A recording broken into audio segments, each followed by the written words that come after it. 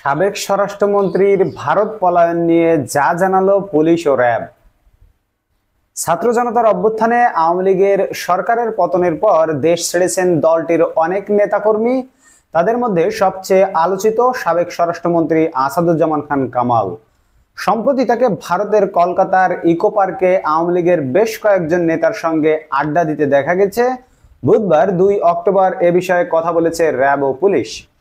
কারওয়ান বাজারের মিডিয়া সেন্টারের rapid action ব্যাটালিয়নের RAB legal and media wing এর পরিচালক মুখপাত্র লেফটেন্যান্ট কর্নেল মোহাম্মদ মুনিম ফেরদাউস বলেন, সাবেক স্বরাষ্ট্রমন্ত্রীর ভারতে অবস্থানের বিষয়ে আমি কিছু জানি না। আপনারা টিভিতে দেখে যা জানেন আমিও সেভাবেই জানি। এ বিষয়ে জানতে চাইলে পুলিশের বিশেষ শাখার এসবি প্রধান অতিরিক্ত পুলিশ মহাপরিদর্শক এখন দায়িত্বে আছেন মোহাম্মদ শাহ আলম বলেন, আমি গণমাধ্যমে খবর দেখেছি স্বরাষ্ট্রমন্ত্রী সহ বেশ কয়েকজন কলকাতার একটি পার্কে দেখা গেছে। তারা কিভাবে গেছেন সে তথ্য ইমিগ্রেশন পুলিশের নেই। তিনি বলেন, এতটুকু নিশ্চয়তা দিতে পারি, আমি স্বরাষ্ট্রমন্ত্রী সহ যাদের দেখা গেছে তারা কেউ ইমিগ্রেশন ক্রস করেননি। ইমিগ্রেশনে তাদের দেশ ত্যাগের কোনো তথ্য নেই। তিনি আরো বলেন, ইমিগ্রেশনে যেহেতু তথ্য নেই, অবশ্যই অবৈধ পথে গেছেন। হেঁটে যেতে পারেন, গাড়িতেও যেতে পারেন, স্থলপথে অবৈধভাবে সীমান্ত পার হতে পারেন। প্রসঙ্গত, ভারতের কলকাতার ইকো পার্কে গত 28 সেপ্টেম্বর সন্ধ্যায় সাবেক স্বরাষ্ট্রমন্ত্রী আসাদুজ্জামান খান কামাল সহ বেশ কিছু নেতাকে আড্ডা দিতে দেখা যায়।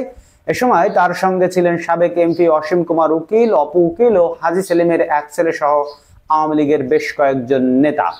দেশের একটি বেসরকারি টেলিভিশন চ্যানেল 24 এর ক্যামেরায় ধরা পড়েন তারা।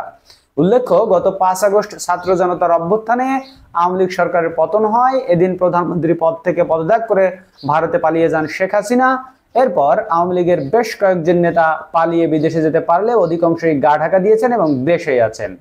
অনেক নেতা গ্রেপ্তার হয়েছেন। পালিয়ে যাওয়া নেতাদের মধ্যে সবচেয়ে বেশি মামলা হয়েছে আসাদুজ্জামান খান কামালের বিরুদ্ধে। বন্ধুরা, আপনারা সকলেই জানেন তিনি সাবেক স্বরাষ্ট্রমন্ত্রী এবং তার হুকুমেই কিন্তু বাংলাদেশে অসংখ্য ছাত্র এবং জনতাকে শহীদ করা হয়েছে।